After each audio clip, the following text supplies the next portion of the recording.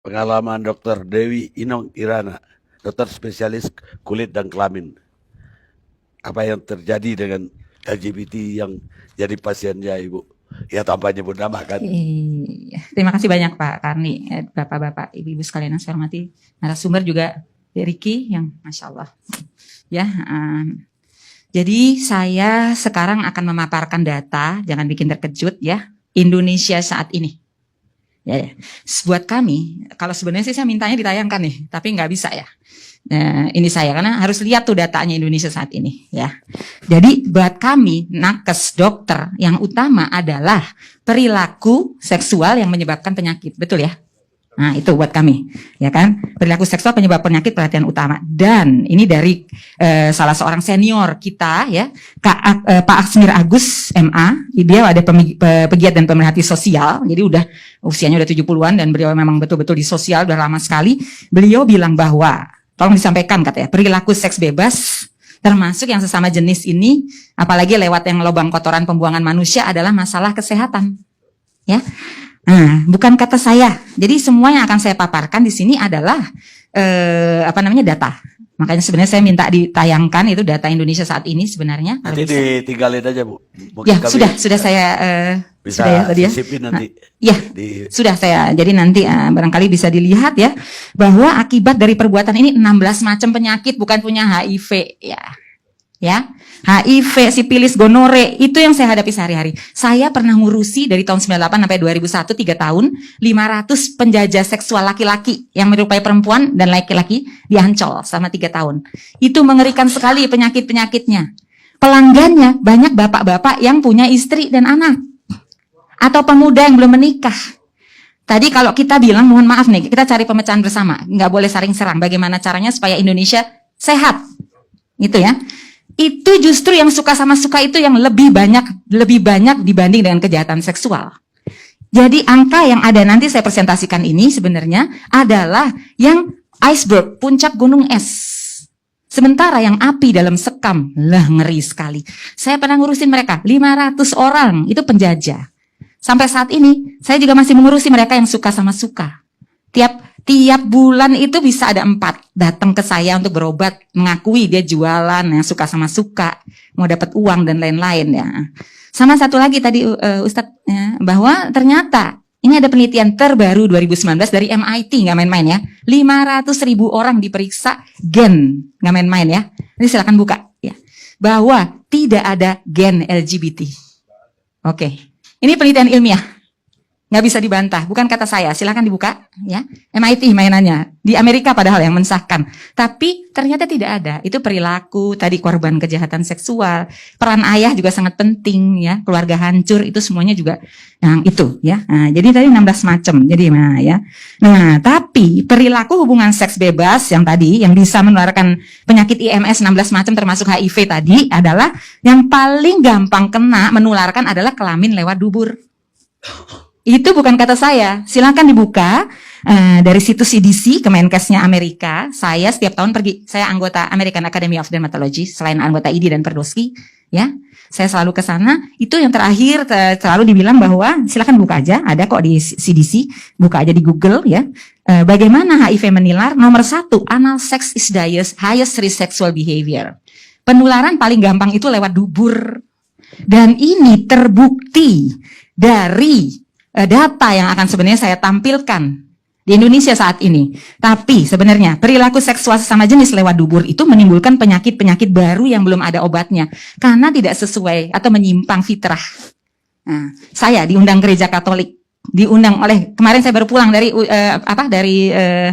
Balikpapan, ya, gereja Protestan, ya, gereja Kristen, ya, itu mengundang saya. Semuanya sama, sependapat, kita tidak setuju. Sama. Karena tadi ternyata perilaku seksual sesama jenis, terutama yang lewat dubur, menimbulkan penyakit baru. HIV AIDS itu tahun 81 mulainya dari mana? LSL, lelaki yang hubungan seks dengan lelaki. Kita sebenarnya sekarang LSL ya. Ya kan? Lelaki seks lelaki yang lewat dubur. Tahun 81 itu mulai dari situ, ya. LSL. Iya, LSL. Iya, lelaki seks lelaki ya. Kalau di Amerika namanya MSM, Men Who Having Sex with Men, MSM. Kalau kita Indonesia LSL. Ya. Kemudian sarkoma Kaposi generasi baru. Saya ikut waktu itu San Diego tahun 2016. Itu kok ada penyakit baru, ngerikan sekali loh. Nggak ada obatnya ya. Mulainya di Amerika juga yang perilaku LSL lewat dubur. Udah ada di Indonesia. Saya udah dapat pasiennya. Dan kemarin saya waktu ke Balikpapan ke sana ya, itu ke Kalimantan itu juga dokter spesialis kulitnya di sana bilang saya kasusnya ada nih beberapa udah meninggal, nggak ada obatnya. Itu LSL ya, yang lewat dubur. 3, yang baru cacar monyet. Tuh sekarang dimulainya dari itu. Jadi ini penyakit memang karena itu nggak sesuai dengan fitrah manusia. Setuju kan semuanya? Yang kita takut adalah penyakitnya nih, ya kan? Ini tinggi sekali ya sekarang di Indonesia yang terbaru ya. Mulai 2020 ini data Kemenkes ya.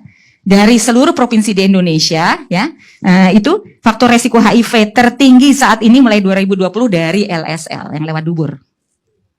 Baik di LSL maupun yang waria ya. Itu sekarang tertinggi 21,4% mulai 2020. Ya kan? Terus narkoba sekarang cuma 6, waktu itu 2020 0,6%. Mesti dilihat lagi sekarang juga. Di Indonesia laki-laki kena AIDS 2 kali lipat perempuan. Jangan salah loh. Ngeri banget. Saya diundang ke berbagai daerah ya. Ada satu daerah yang laki-lakinya 5 kali lipat perempuan karena banyaknya perilaku tadi. LSL. Apalagi ini yang baru udah ngelapor, udah ada gejala lah. Kalau yang tadi suka sama suka, nggak ada pencegahannya, gimana caranya, nggak dilarang. Itu bagaimana Indonesia 10 tahun lagi? Ya, Bu, tapi setahu saya itu perilaku itu bukan hanya di homoseksual ya, tapi juga heteroseksual. Yang jadi persoalan dari persoalan HIV, penyebaran HIV itu adalah perilaku yang bergonta-ganti pasangan. Nah, memang perilaku seksual permisif ini memang berpotensi terhadap yang homoseksual, tapi juga yang melakukan hubungan dengan LSL itu juga ada laki-laki heteroseksual. Jadi intinya itu adalah perilaku gonta-ganti pasangannya yang bermasalah. Betul. Tapi bukan hanya itu, karena emang dari CDC paling gampang penularan IMS dan HIV adalah lewat dubur. Iya, karena mau memang perilakunya, pasangan maksudnya atau dia satu, kesetiaan dari perilaku seksual yang LSL ini memang sangat minim. Iya betul. Mereka itu gini ya, iya. Saya ingin supaya agak seimbang juga informasinya ya. Saya kira kan banyak sekali kenapa sangat-sangat tinggi. Saya mulai dari yang tadi saya sampaikan, mereka sangat minim ya akses terhadap pekerjaan. Banyak sekali jualan. Iya, banyak sekali. Iya, saya sendiri, iya. saya bukan hanya mendampingi ya, tapi juga riset yang saya lakukan ya, belum lama ini. Itu sangat mengerikan ya, betapa mereka memang kabur dari orang tua, dan kebanyakan sangat beda ya dengan yang disampaikan oleh Mas tadi ya. Kebanyakan justru orang tuanya tuh memang menekan dia supaya perilakunya lurus dalam tanda kutip, normal dalam tanda kutip ya, dikasih mainan laki-laki, tapi memang dari awal, dari sejak dini ya, itu mereka memang cenderung untuk bermain bersama perempuan. Jadi bukan lalu diarahkan untuk misalnya berbeda. Yang kebanyakan tuh memang swasta sekali. Loh, anak saya kok main sama anak perempuan? Itu udah dari awal. Tapi memang kecenderungannya sangat memang berbeda ya. Dari awal dia kecenderungannya memang feminin. Nah, lalu dia misalnya mandi bersama dengan bapak-bapak gitu yang mereka memang beda ya dari tampilan yang secara lebih feminin gitu ya. Akhirnya mereka juga sangat rentan terhadap kekerasan. Lalu orang tuanya malah melakukan itu, sempat ya digantung lalu diasap gitu ya supaya sadar gitu. Banyak sekali kekerasan ketika mereka kecil remaja gitu ya. Jadi mungkin hanya kasuistik yang orang tua tuh justru memperlakukan itu berbeda tuh mungkin nggak banyak ya. Tapi justru yang lebih banyak adalah KDRT karena dia melihat anaknya berbeda. Jadi diluruskan dalam tanda kutip dengan cara-cara pemaksaan. Nah, kemudian mereka kabur ya. Jadi kabur pergi ke kota dan nggak mendapat pekerjaan ya karena pendidikannya juga nggak diteruskan. Akhirnya kumpul dengan komunitas yang kemudian komunitas yang PS itu ya.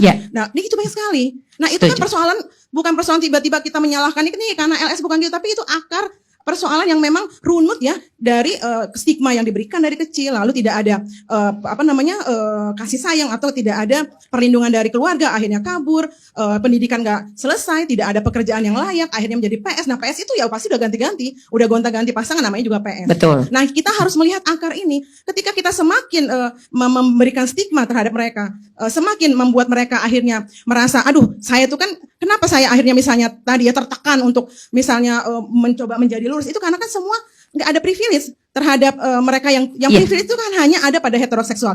Heteroseksual, kamu bisa bercinta, kamu bisa punya kasih sayang, sementara kasih sayang itu kan bagian dari kehidupan. Kita ingin hidup tuh disayangi, dicintai gitu. Tapi kamu homoseksual tidak boleh. Kamu aseksual, Kamu tidak boleh punya kasih sayang. Kasih sayang itu hanya milik heteroseksual. Nah, Boleh. bagaimana? Ya. Sebentar. Bagaimana kemudian orang tidak merasa tercekam, merasa sangat ketakutan ketika dia menyadari, oh saya berbeda ya. Banyak sekali yang dirasakan oleh kelompok-kelompok LGBT itu, mereka sangat-sangat tertekan, sangat-sangat terpaksa untuk dalam tanda kutip dinormalkan. Nah, itu yang saya kira sangat tidak manusiawi gitu loh. Dan kemudian tiba-tiba kita memaparkan data-data yang kita tidak mengaitkan dengan akar persoalannya apa. Tunggu sebentar, Gitu boleh loh. saya sharing? Saya juga, saya ini dari tahun Iya, 98. iya, Sebentar. saya Masukkan ya. mengapresiasi data-data yang disampaikan, tetapi kita juga mesti empati dari mana ini berasal. Tunggu dulu. Akarnya seperti apa? Betul. Jadi saya juga sudah 5 tahun ya, Pak Karni membantu Pemkot Depok ya, tiap 3 bulan itu mengumpulkan 100 sampai 150 penderita HIV ya. 90 diantara mereka adalah LSL. Tuh, bukannya dia ini. Ya, saya ingin tahu apa latar belakang dia. Apa pekerjaan ini dari data-data ini kita Iya, harus tahu gitu. betul tahu. Jadi Jadi kebanyakan mereka tuh terjun sebagai PS ya karena tunggu dulu, ini belum selesai. ada. Jadi pendampingannya bukan hanya dari kesehatan kita obatin, kemudian ada pendampingan psikologis, pendampingan agama, dan yang paling penting adalah Pak Karni diberikan keterampilan gratis, Pak. Karena orang yang udah HIV ya atau IMS yang lain kayak sifilis dan lain-lain itu udah lemes, nggak bisa, jadi kurus kering. Ya, jadi benar-benar dia walaupun minum obat udah 10 tahun itu bisa tiba-tiba kalau bawa ojek gitu bisa jatuh sendiri, kan kasihan orang ini. Jadi kasih pekerjaan ini, minta maaf, ini benar-benar terjadi ya. Saya sampai sekarang kalau mau silahkan Ibu berkunjung, nanti saya ajak. Saya hanya berharap kita itu tidak melihat pada hilirnya ya maksudnya ya, tapi harus melihat ke awalnya hulunya. Betul, gitu ya. itu. Apa siapa, dan kita harus tahu karakteristik atau identitas ini dari kelompok mana gitu. Karena Betul. yang namanya perilaku seksual itu kita nggak bisa hanya mendiskriminasikan oh ini hanya yang LGBT, tapi perilaku seksual itu ada pada LGBT, ada pada non LGBT. Cuman sekarang berganti-ganti pasangan itu sangat rentan terhadap betul, HIV. tapi emang kalau LSL itu sulit, kalau cuma satu biasanya jarang, rata-rata ganti-ganti pasangan. Yang saya mau sampaikan Pak, gimana caranya yuk supaya nggak tambah banyak ini, hancur nanti Indonesia, laki-lakinya habis. Karena seperti itu. Dan di sana, tunggu dulu sebentar Bu, jangan ini. Di Depok itu, pendampingan itu ada kursus orang tua, peran ayah, kursus pranikah, kemudian pendampingan tadi yang sudah tadi yang orientasinya misalnya beda. Jadi gitu dirangkul, dikasih pekerjaan, apa sih latar belakangnya bisa diobatin nggak masalah-masalahnya. Jadi ada pemecahannya. Kita tidak ada diskriminasi dan ini berlaku di Depok. Bahkan kami akan mencoba ini mulai di DKI bekerja sama dengan ada Ibu Nuri dari ini mau supaya ini kalau bisa Indonesia seperti ini gratis loh, itu semuanya pendampingan dan Ya, lain-lain. mungkin saya hanya ingin memberi masukan agar data itu agak lebih lengkap. Siapa saja dari kelompok mana saja gitu ya. Gini deh, Bu. Itu. Nanti Lengkap. Jadi nggak hanya ujungnya, pokoknya LSL itu penyumbang. Jangan Ibu di sini berdebat begitu. Iya. Ibu datang ke kantor dia. Boleh lihat, ya. Jadi jadi lapangan itu Ya. Pak Karni itu didampingi loh. Jadi bukan di ini ya. Baik, Cuman emang sekarang jadi ini kita paling banyak penderita laki-laki di Indonesia HIV. baik Ibu. Gitu. Kesimpulannya apa Ibu? Kesimpulannya kalau bisa ayo kita ini masalah kesehatan ya kembali. Bagaimana caranya kita bekerja sama semua di berbagai bidang supaya perilaku yang menyebabkan ini tidak dilakukan di Indonesia.